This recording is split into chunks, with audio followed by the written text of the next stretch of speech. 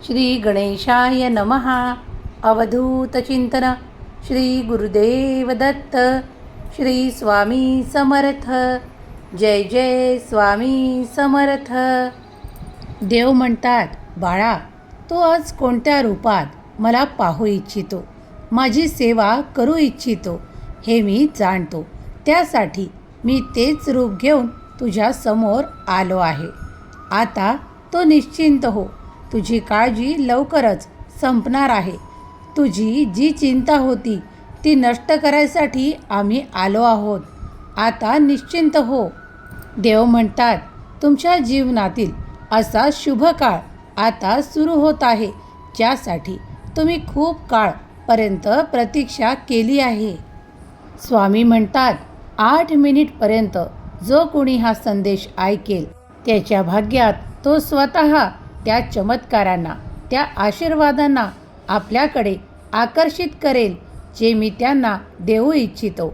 बाळा, माझा कृपा आशीर्वाद नेहमीच तुमच्यावर असतो. तुम्ही जी काही प्रार्थना करता, जी काही सेवा करता, ती मी स्वीकार करतो. स्वामी म्हणतात, जिथे जिथे माझे नामस्मरण केल्या जाते, जो कोणी मला आज ज्या रूपात पाहू इच्छितो, मी आज त्याला त्याच रूपात दर्शन देईल. देव म्हणतात, तुमच्या कुलदेवीचे आज तुम्ही जे काही यथासांग परिपूर्ण सेवा केली आहे, यथासांग नामस्मरण केले आहे, ते सर्व काही स्वीकार झाले आहे. देव म्हणतात, तुमच्यासाठी काहीही करणे अशक्य नाही, कारण तुझा देव मोठा आहे. त्यावर तू विश्वास ठेवला आहे, म्हणून तुझ्यासाठी ती कोणतीच गोष्ट आता अशक्य नाही, ज्याची तू वाट पाहत आहेस. देव म्हणतात, तुझ्यासाठी आता ते चमत्कार येत आहे, ती विपुलता येत आहे, ज्यासाठी तुम्ही भरपूर प्रयत्न देखील केले आहेत. तुमचे कोणतेही प्रयत्न विफल होणार नाहीत, कारण आता ते योग्य दिशेला वळवल्या जाणार आहेत. आम्ही त्यांना योग्य मार्ग दाखवू आणि त्यामुळे तुमची प्रगती अधिकाधिक होत जाईल. तुम्ही ज्या काही इच्छा करत आहात त्या या 9 दिवसात खूप काही पूर्ण व्हायला लागतील. तुम्हाला देखील विश्वास बसणार नाही की जे आजपर्यंत होत नव्हते ते आता व्हायला लागले. होय बाळा, तू सत्य ऐकत आहेस. स्वामी म्हणतात, जो कोणी हा संदेश यावेळेस ऐकत आहे त्यावर माझी विशेष प्रीती आहे. त्यासाठी मी तेही अशक्य कार्य पूर्ण करणार आहे. देव म्हणतात, तुमच्यासाठी कोणतंही अशक्य असं कार्य मी ठेवू इच्छित नाही. तुझ्या कार्यांना यशस्वी करण्यासाठी मी इथे हजर आहे. देव म्हणतात, तुझ्यासाठी ते अशक्य कार्यही मी शक्य करणार आहे. देव म्हणतात, अरे बाळा, ते काळजी या क्षणापासून थांबव, कारण मी तुझ्यापर्यंत आलो आहे ती तुझी काळजी नष्ट करायला, तुला ते स्वप्न साकार करून द्यायला, तुझ्या हातावर ते आशीर्वाद द्यायला. आता तुला कोणतीही कमतरता, काही लाचारी वाटणार नाही, कारण तुला कुणाही पुढे हात पसरावे लागणार नाही. इतका सक्षम मी तुला बनवणार आहे. बाळा, तू खूप दिवसांपासून माझ्याकडे ते चमत्कारिक आशीर्वाद, ते आर्थिक आशीर्वाद मागू इच्छित होता आणि कधीकधी तू विचार करत होता की मी तर मागत आहे, पण स्वामी देतील काय? होय बाळा, कारण तुझ्या मनातली प्रत्येक इच्छा आम्ही जाणतो आणि आता पुढील या 8 दिवसात तू ते प्राप्त करणार आहेस आणि इतके सुखाचे दिवस तुला प्राप्त होणार आहे की तू देखील विश्वास करण्यास एकदा विचार करशील की हे मीच आहे, जे काही स्वप्न माझे साकार झाले आहे. होय बाळा, कारण तुझी सेवा आम्ही मान्य केली आहे. तू ज्याप्रमाणे सेवा भक्ती करतोस, श्रद्धेने आम्हाला हाका मारतोस, नामस्मरण करतोस, तू एकही दिवस असा चुकवत नाही की आमचे संदेश ऐकत नाहीस आणि आमचा धावा करत नाहीस, तेव्हा बाळा, माझेही तुझ्यावर पूर्ण लक्ष आहे. तुझ्या कार्यासाठी मी तत्पर आहे. मी असा देव नाही की तुला मार्गावर अर्धवट सोडून देईल. बाळा, मी तुझा हात एकदा धरला की तो जन्माजन्मांपर्यंत धरून असतो. तुला कधीही डगमगण्यासाठी मी एकटा सोडू इच्छित नाही. तुला कोणत्याही कष्टात मी एकटा सोडू इच्छित नाही. तुम्ही आज जी काही सेवा करत आहात ती देवांकडून स्वीकार केल्या जात आहे. यात तीळ मात्रही शंका नाही. तुम्हाला आज खूप काही प्रसन्नता वाटत आहे. याचेही हेच कारण आहे की तुमच्या मनात तो आनंद आम्ही दिला आहे. त्या आनंदात तुम्ही मग्न आहात. आता तुम्ही नामस्मरण या प्रकारे करत राहा, कारण तुम्ही आता शिकला आहात की ज्याप्रमाणे आपण नामस्मरण केले की ईश्वर आपल्याकडे बघतात. परमेश्वर आपल्याकडे ते देव इच्छितात जे आपण मागू इच्छितो. होय बाळा, कारण तुझ्या नामस्मरणाने आम्ही प्रसन्न झालो आहोत आणि तुला ते चमत्कारिक आशीर्वाद द्यायसाठी आलो आहोत. तो खूप काळापासून आमच्या प्रतीक्षेत होतास. ती वेळ आता आली आहे. तुझे प्रत्येक कार्य मार्गी लागणार.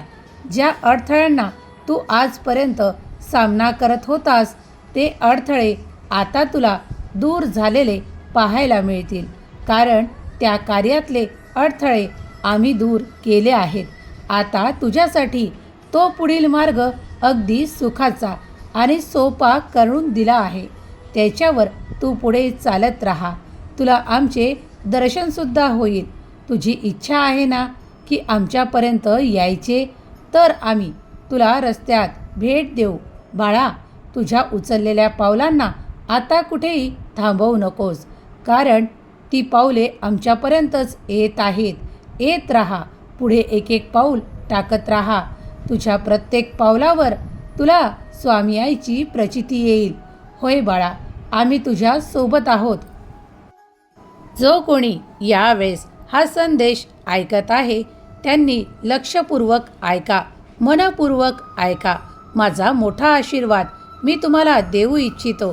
तुमची काळजी नष्ट करायला मी इथे आहे. देव म्हणतात, यावेळेस जो कोणी हा संदेश ऐकत आहे त्यांच्या घरावर, त्यांच्या कुटुंबावर मी तो चमत्कारिक आशीर्वाद पाठवत आहे. त्यांनी स्वीकार करावा.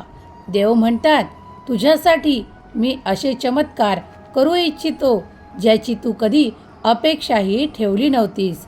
बाळा, हे चमत्कार काही तुला व्यर्थच प्राप्त होत नाहीत. ते तुझ्या काही आधी केलेल्या कर्माचे फळ मी तुला या चमत्कारांच्या रूपात पाठवत आहे. बाळा, हे लक्षात ठेवा, कर्माशिवाय गती नाही. तुम्ही जेव्हा चांगले किंवा वाईट कर्म करता तेव्हा ते मोजल्या जातात. देवांजवळ ते लिखित स्वरूपात असतात. त्यांना तुम्ही कधीही चांगल्या कर्मात परिवर्तित करा. जर तुमच्या हातून काही चुका होत असतील तर त्याच वेळेस ईश्वराची क्षमा मागून पुन्हा अपराध करणार नाही यासाठी क्षमा मागा. देव म्हणतात, देव इतके सामर्थ्यशाली आहेत की तुमच्या मनात येणाऱ्या प्रत्येक कल्पनेला आणि प्रत्येक स्वप्नाला साकार करू इच्छितात. देवात ती अफाट शक्ती आहे, ती अद्भुत शक्ती आहे. तेव्हा तुम्हीही विश्वास करावा. देव म्हणतात, तू ज्याप्रमाणे आता कुळाचाराप्रमाणे जे काही तुझ्या कुलदेवतेचे प्रार्थनापूर्वक जे काही नवरात्राचे आता पूजन केले आहेस ते देवांनी मान्य केले आहे. देव म्हणतात, तुम्ही कधीही तिकडे काही करा आणि आम्हाला काही माहीत नाही असे कधी होणार नाही.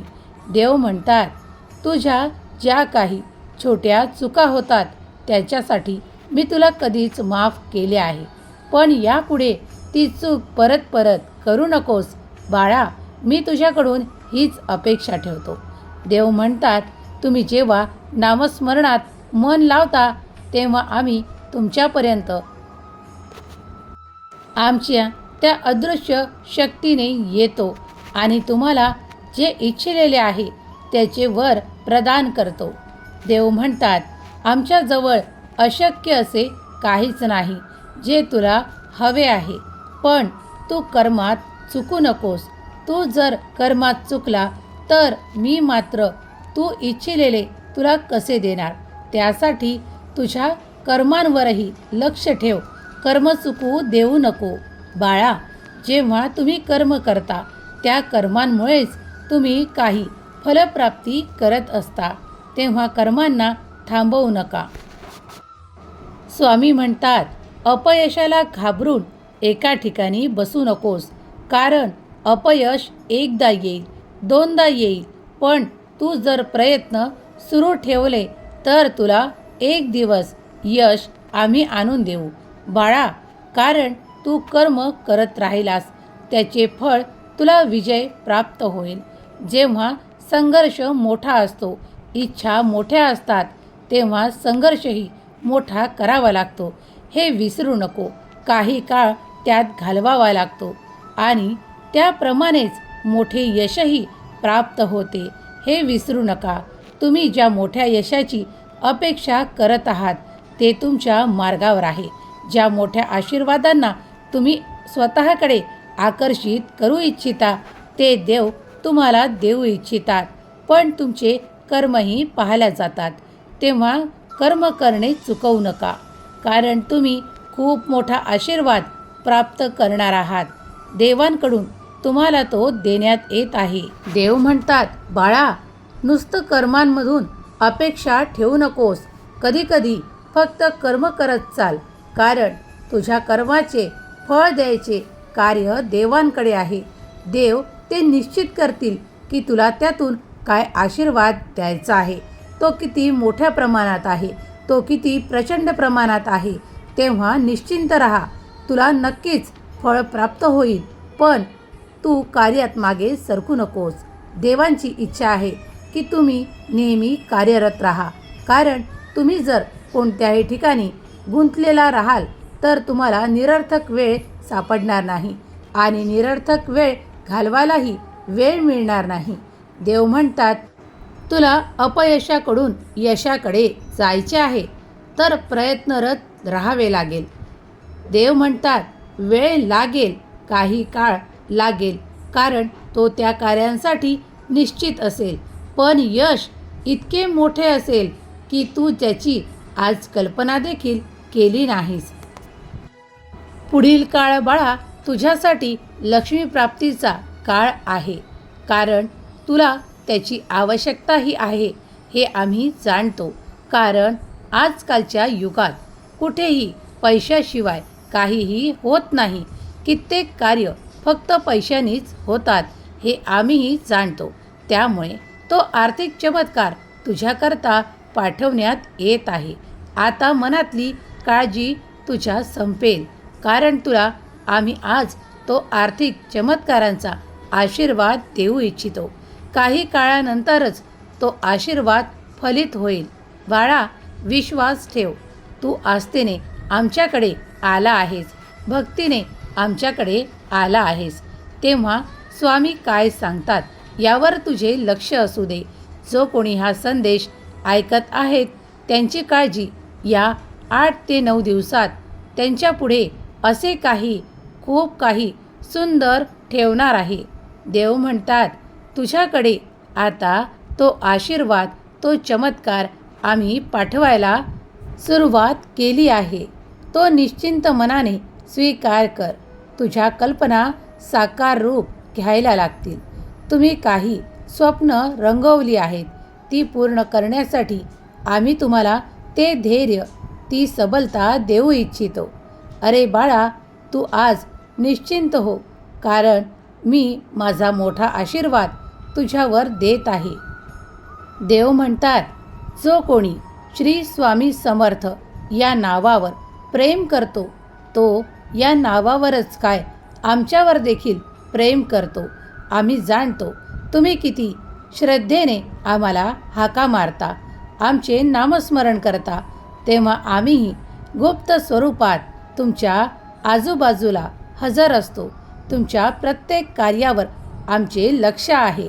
देव म्हणतात, अरे बाळा, ती काळजी सोड, ते प्रश्न सोड आणि आमच्या नामात दंग हो, कारण आम्ही तुला तेही चमत्कारांच्या रूपात देऊ इच्छितो जे तुझ्या अंतरात्म्यात आहे, पण ते होठावर येत नाही. बाळा, तुझ्या मनातले गुपितही आम्ही जाणतो. ते तुला लवकरच प्राप्त होईल, यात शंका मात्र घेऊ नको. देव म्हणतात, तुझ्या मनातले नकारात्मक विचार या क्षणाला माझ्या चरणावर सोडून दे आणि मनाला निशंक कर. येणारा काळ तुझ्यासाठी खूप काही सुख, समृद्धी, आनंद सर्व काही घेऊन येत आहे. तेव्हा त्यासाठी सज्ज हो आणि तुझे जे कर्म करत आहे त्या कर्मातही मन लाव. तुला वाटेल की इतके सगळे करायला मी सामर्थ्यशाली असलो पाहिजे. तर बाळा, ते सामर्थ्य मी तुला प्रदान करतो. ती हिंमत मी तुला प्रदान करतो. ते धैर्य मी तुला प्रदान करतो. ते सर्व काही स्वीकार कर आणि पुढे चालत राहा. थकून एका ठिकाणी बसू नकोस, कारण मी तुझ्या सोबत आहे. निरंतर यावर विश्वास ठेव. स्वामी आईचा आशीर्वाद प्रत्येक क्षणाला तुझ्या बरोबर आहे. तू आज ज्याप्रमाणे नामस्मरण करून मला हा आवाहन केले आहे, तेव्हा आम्हीही तुझ्यापर्यंत आशीर्वाद द्यायला आलो आहोत. आशीर्वाद असा, तू सुखाने राहशील. तुझे जीवन खूप काही सुखाने बहरणार आहे. आनंदाने, उत्साहाने प्रत्येक क्षणाची सुरुवात करशील. प्रत्येक कार्याशी यशस्वी होशील. नाम स्मरण करायला विसरू नका, कारण नामस्मरणामुळेच तुम्ही आमची प्राप्ती करता. तेव्हा तुम्ही जेव्हा जेव्हा इच्छिता तेव्हा प्रेमाने नामस्मरण करा. देव म्हणतात, बाळा, मी तुझ्यावर माझ्या प्रेमाचा, आशीर्वादांचा वर्षाव करू इच्छितो. तू आता अशा हंगामात प्रवेश करणार आहेस जिथे तुला खूप काही विपुल प्रमाणात प्राप्त होणार आहे. ते सर्व काही तुझ्या विचारात आहे ते मी जाणतो. ते सर्व काही पुढील काळात तुला प्राप्त होईल. सुखी रहा बाळा, तुझे कल्याण होईल. श्री स्वामी समर्थ. जय जय स्वामी समर्थ. श्री स्वामी समर्थ. जय जय स्वामी समर्थ. श्री स्वामी समर्थ. जय जय स्वामी समर्थ. श्री स्वामी समर्थ. जय जय स्वामी समर्थ.